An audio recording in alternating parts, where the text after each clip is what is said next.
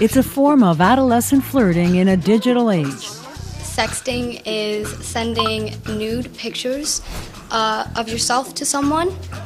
So quick, so easy.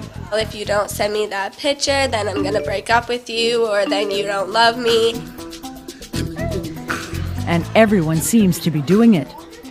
I've had friends that have experienced and have done sexting.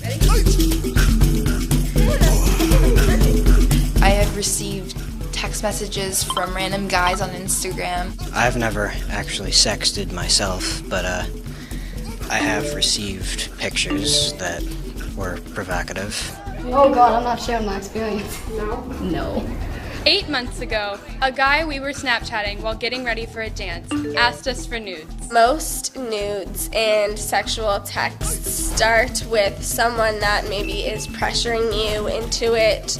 But every racy image sent in the heat of a teenage moment, in the throes of sexual impulse, is just one share away from consequences that can be devastating.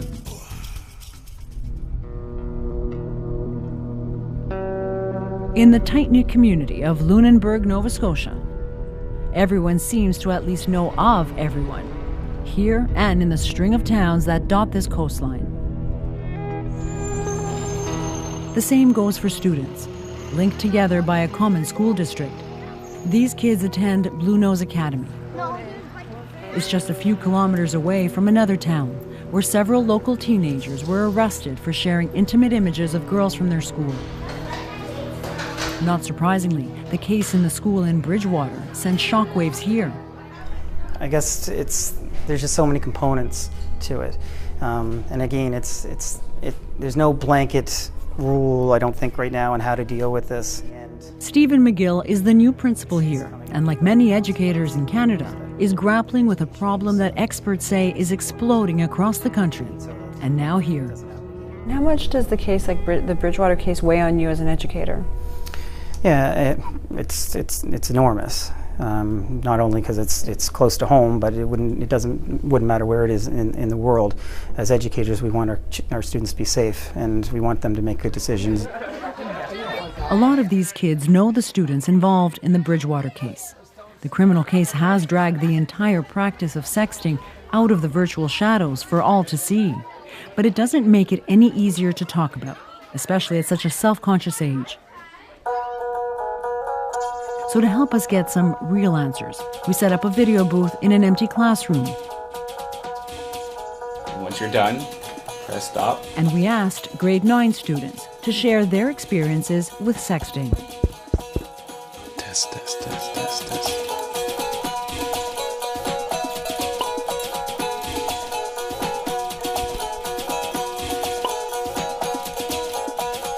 I think it's pretty good. I haven't had anyone ask me for nudes in a long time. I have, but we're not going to talk about that. We're not going to talk about that, not today. Mom, it's okay. I don't know of any of it firsthand. I kind of do, but that's a whole nother story. Yeah. A whole nother day.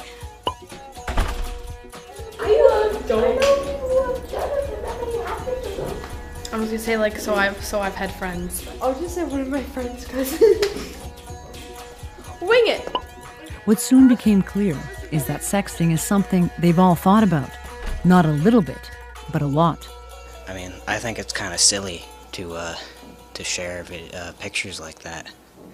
In my opinion, it's almost kind of dumb to do it, really, because with the internet, it's so easy to have anything just spread rapidly. There's nothing wrong with sending nudes to anyone else. Just make the right decisions. How many kids ask for sexts? How many kids actually send them? It's hard to really know what goes on in this teenage cyber world.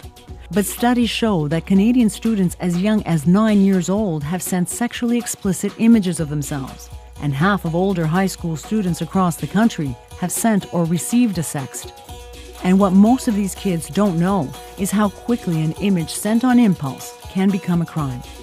Since 2009, dozens of Canadian teens, some as young as 13, have found themselves facing child pornography charges for sharing sexts without consent. Start recording. Oh, I have to sit down. I think that this happens quite a lot in relationships or in when two people are talking and flirting with each other. The other person will send that picture to their friends, and then their friends will make it go viral because they'll post it on Instagram or all that social media or Snapchat, and then Snapchat ends up going all over online.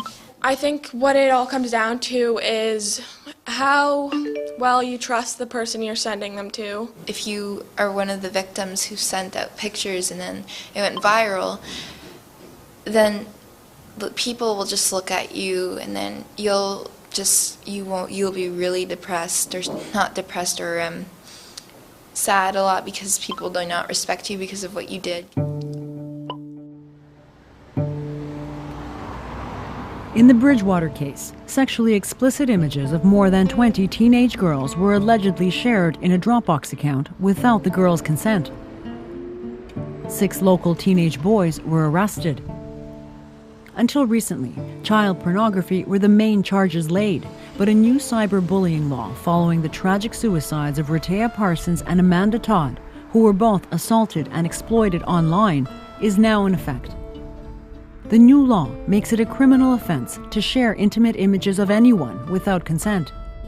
The Bridgewater case is in the spotlight because it's the first time teenagers have been charged under the new law. Who's the master right now? All right, we're watching. We're watching. The focus of the new law targets the core of every sexting crime, the lack of consent to share images. McGill says that's the hard lesson he wants the Bridgewater case to drive home. When you trust the person that you're sending images to, or what have you, that's one thing. And I think they understand that part of it. And I think they're hopefully starting to understand, if they haven't already, especially around this area, that as soon as you share those pictures or those images and videos with somebody that it wasn't supposed to be meant for, then that's criminal. Ow, my wrist just cracked. We need high fives for good luck. Okay, guys, high fives, everybody. Thanks, Mom. Morgan! Okay, you all set? Yes. I think we're ready. How old are you guys? All 14? Yeah. Do you know that? I mean, some statistics show that this is happening as early as age 9. Oh, yeah. Definitely. Yeah? That's the age that I know the both of us, that is the age that we, found out about this, that this type of thing was happening. Oh, when you were 9. That's approximately grade 5 it would be. The fact that sexting can be a crime seems to be sinking in here, especially among young girls. But how did it make you feel when you heard about the fact that these images had been shared without the consent of the young women who had sent them? It made me feel terrible for the girls. Yeah. And it's just a terrible thing to happen, even if they knew the consequences, they knew it might happen, but they were never expecting it in the first place. They were your age or younger, right? What do you think? What do you think they were thinking? I don't think they were thinking at that time. There wasn't much thinking involved in that. Of the moment. Yes. Yeah. What would drive a young boy, to ask for those kind of images? Hormones, maybe. Puberty. And is it kind of normal to do that? This day and age. You think so? Growing up with technology, kind of go to that. I think they think it's okay. Yeah. And then the girls, they just kind of follow along and are like, oh, maybe this is what we're doing now. Just to impress them, just to fit in. Me being someone who's not a popular person, seeing the popular people doing that kind of thing, it makes you think, is that why they're so popular? Is that what makes people like them so much? The adolescent impulse to please, the angst and regret that often follows, is what makes sexting crimes so nuanced. Many don't result in charges because police and prosecutors say they would be overwhelmed by the sheer volume of cases.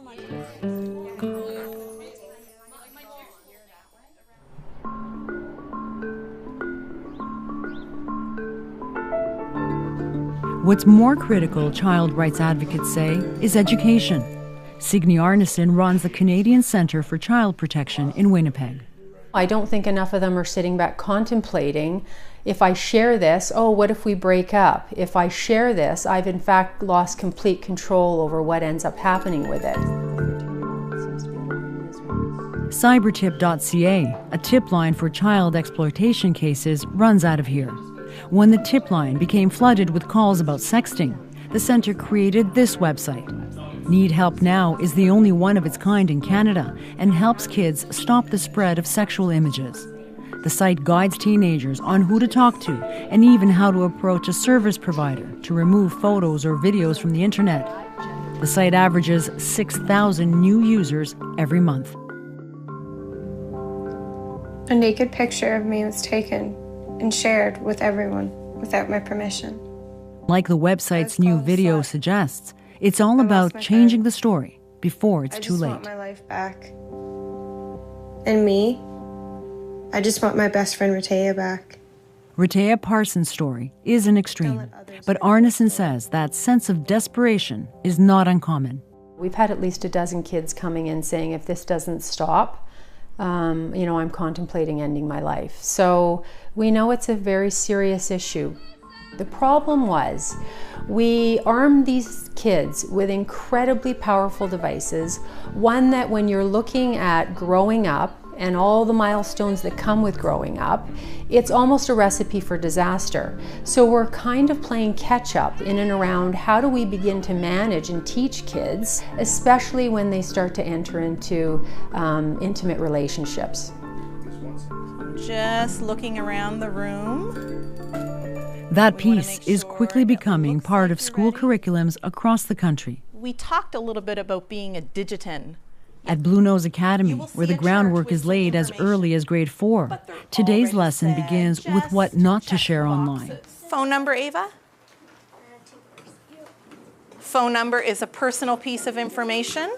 And reminders of how permanent a digital imprint can be. So if I were to squeeze some toothpaste into this cup. Teachers use a tube of toothpaste to illustrate how once an image is sent online, it's very hard to get it back. I could try my hardest to put that back in there, but it's not going to happen, is it? Miguel's already dealt with one sexting case at his previous school. He says it's all about avoiding another. It's very tricky and it's very serious, and it's devastating on both sides, the victim and a lot of times it's the other youth that are involved that have been the ones that have been responsible for sharing. It's a daunting job for schools, community, everybody involved to try to ensure that everybody's safe and when they go online and anywhere else. It's people's decisions. If they do it, then that's their problem, and it's their idea, and that's just social media these days. Oh, hold on, scratch that. You really have to be super safe about that kind of stuff. And if you share those kind of pictures, I mean, I'm sure you have your reason, but in my opinion, you should probably stop doing that kind of thing. So, okay, I can do this. The other person on the other side, you may think they're the most trustworthy person ever, but they may not. You have to know them really, really well. You have to take your time and evaluate the situation and make sure you're doing what is right for your future. Definitely. Yeah, we're done. Okay.